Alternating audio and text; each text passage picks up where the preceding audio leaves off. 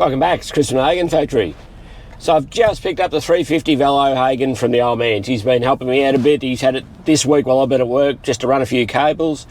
I've actually changed my mind on the primary cover and the foot peg and brake location, so we'll talk about that later on.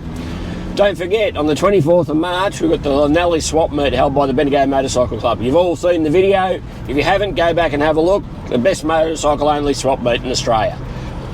And I'd like to thank Rick Wason for sending the photos at the start. His father, Ray, and the family. Fantastic photos, and there'll be a few more through this video. So let's have a look.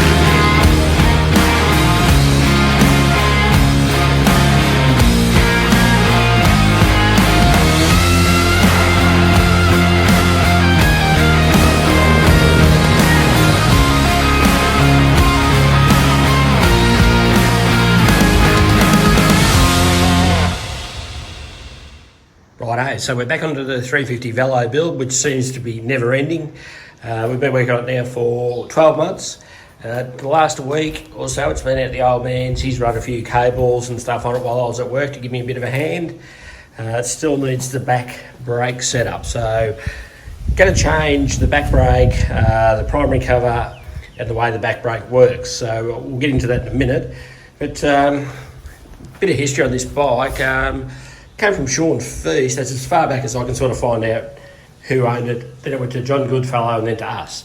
Ran a Suzuki TM engine, which I still have the plates for. So as you can imagine, it's been a fair bit of work to get the old Velo motor and gearbox into this frame. It's been a bit of a challenge, but it fits quite well. And I think if I ever had to do another one, I could do it quite easily now. All the hard work's done. So, but as you can see, we're getting pretty close. We've got a different set of bars on now. Got the seat finally fitted. Got a bit of a rough number plate on the front, but it's coming up quite well. We'll have a look at the other side and we'll talk about the primary. I like those cutoffs she had on. She slid her car real good and hard, and I had strength to carry on.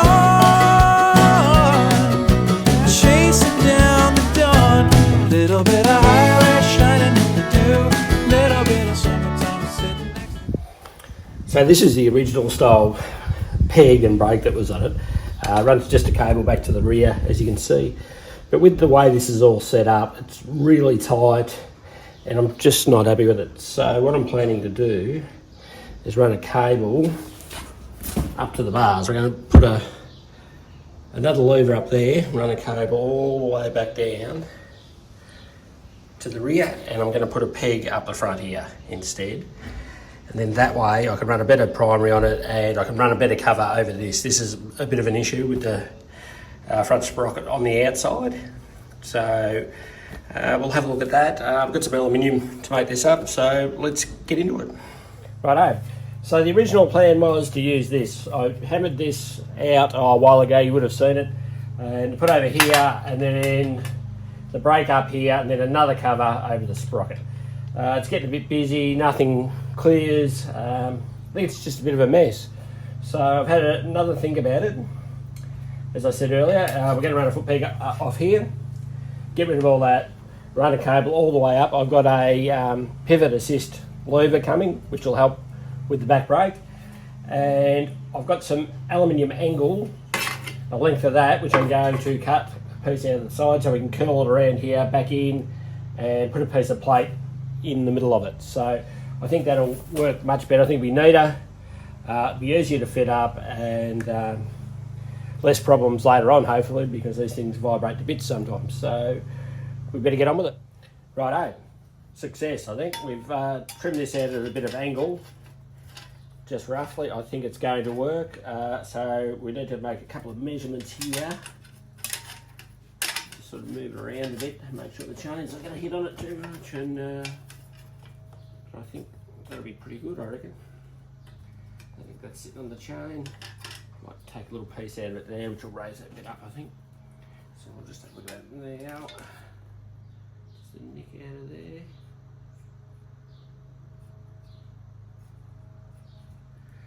If I nick this little piece out of here, it means I can bring it up closer to the Maggie, which will give us a bit more room around the chain. So let's do that and see how it fits in.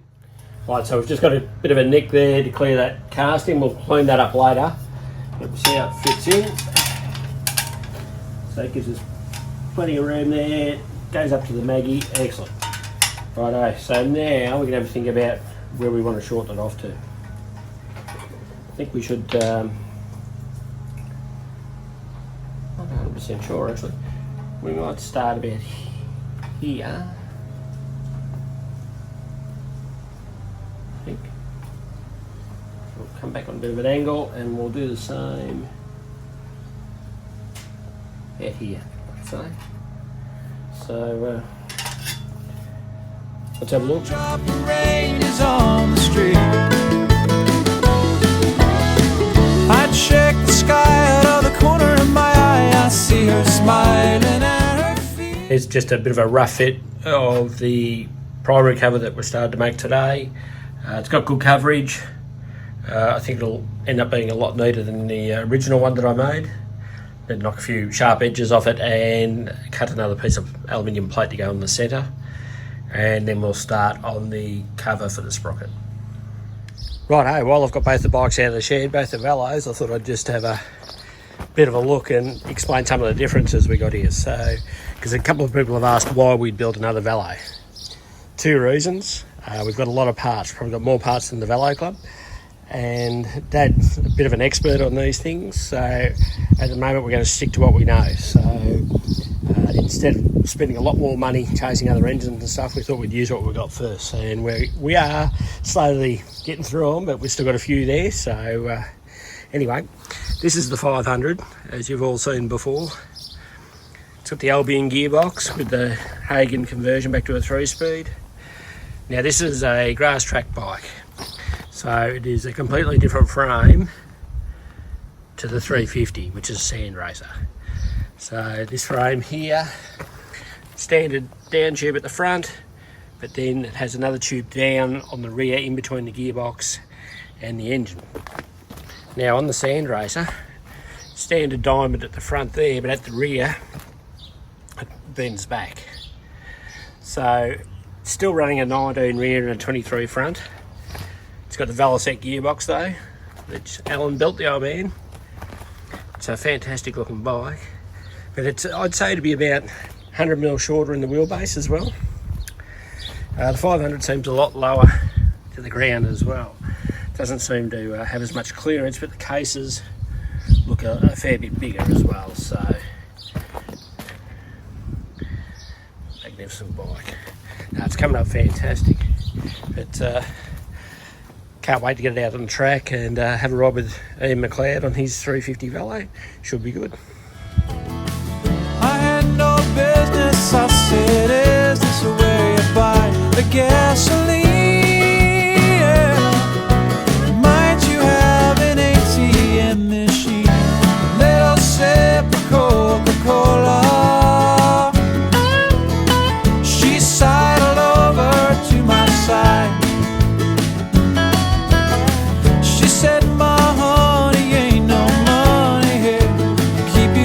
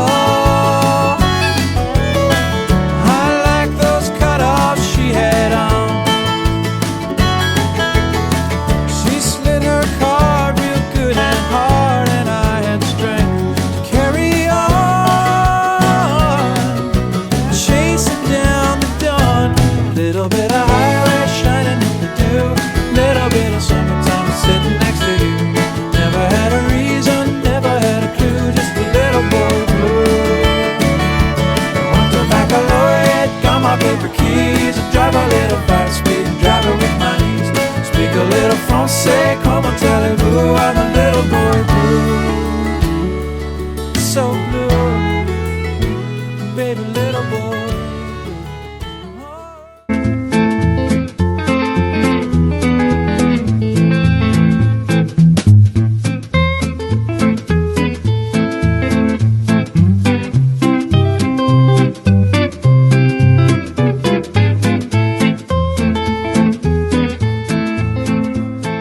Righto, same as every other week.